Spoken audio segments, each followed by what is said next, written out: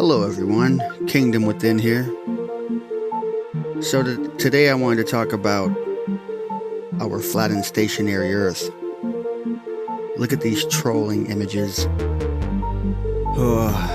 What's even funnier is this illustration of our flat and stationary Earth. This is not what we live on, folks. You see, this is a little more like it when we're talking about the base, which is the supposedly flat part. But right here, this image here will show you the whole thing and how it could possibly be a sphere. Like I said, the base is flat, but in the scriptures, it does talk about the firmament, which is a dome or a looking glass, a molten looking glass. It speaks about that in the scriptures, the Bible. And Sheol is right beneath us. I believe that's where the enemy is locked away. But yeah, here's the Gleason's map. It was the standard map in those times. You got the North Pole right in the middle and Antarctica on the outer edges.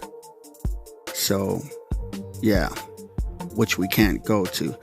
But anyways, here's another useful map for you flat earthers. It's a pretty good map. But a lot of globe earthers want to know how the seasons work on a flat earth.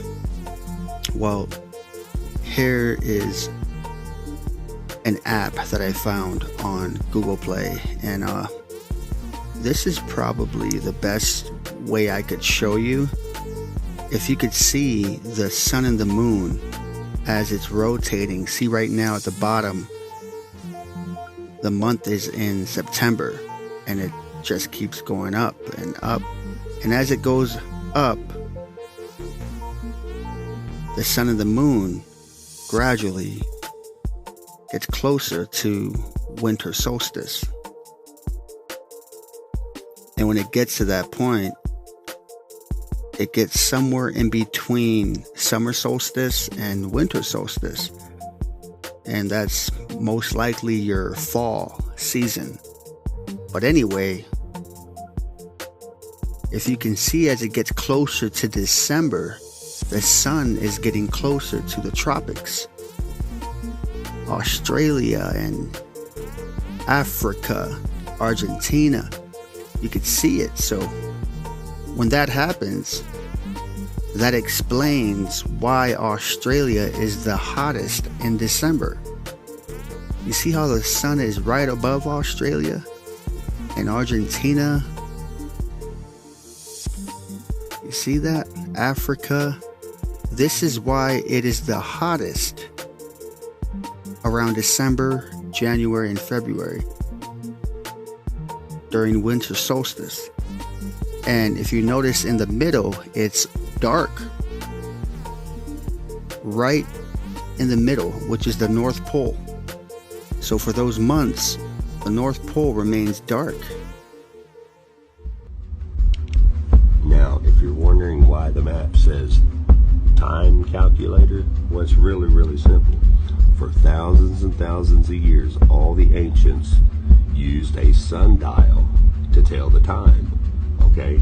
Now you have to remember this. They even taught you this in school, that the sundial was used to tell time. Now, if we use a ball, a spinning ball, and the sun, it doesn't work. But I'm going to show you how this works. Check this out. It's really simple. Okay? Hold on just a second. Okay, we're going to use this pencil right in the center of the Earth as the North Pole as our sundial. And I'm going to show you that why this says time calculator. Now, let's say this is the sun, and remember the sun revolves around the Earth clockwise. So here's our shadow from the sundial in the center of the Earth. Now, as the sun makes its rotation, watch what the sundial does. What's it do? It tells the time.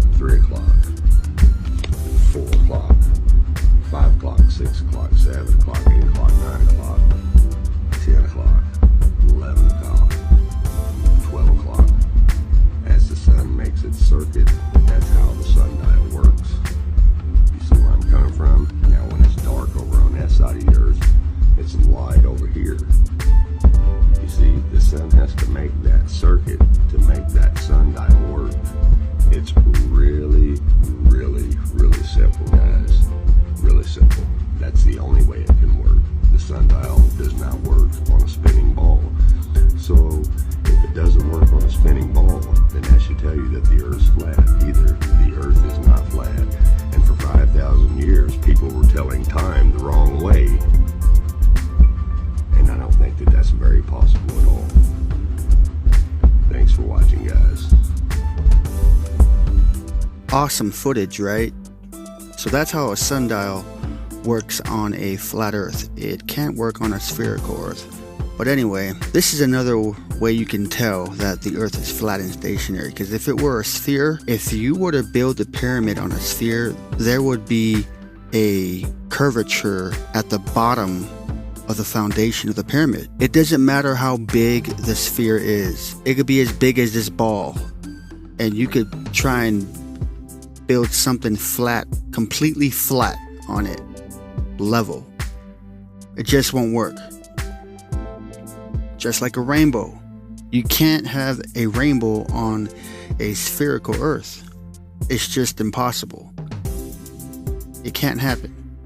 Especially a rainbow like this. I took this footage in Twin Falls, Idaho. Look at that.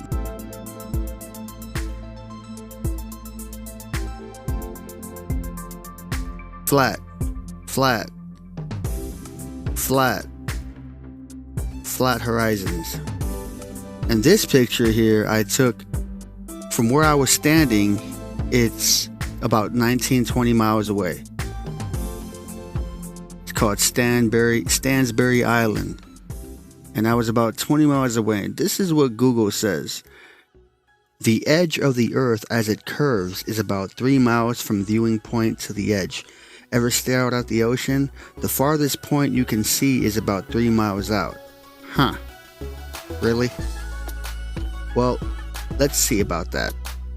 So this is from where I was standing at when I took that photo of Stansbury Island.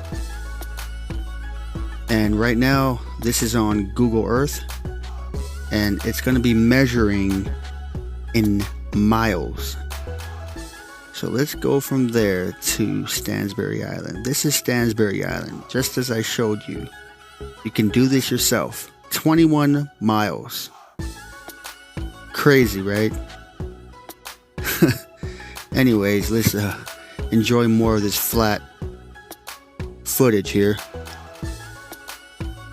I guess that's why they call it an airplane, right? Because it flies over a flat plane, right? Come on, guys, wake up. You globe earthers seriously need to wake up. You say one word, I say amazing. Yeah. You say one word, I say amazing.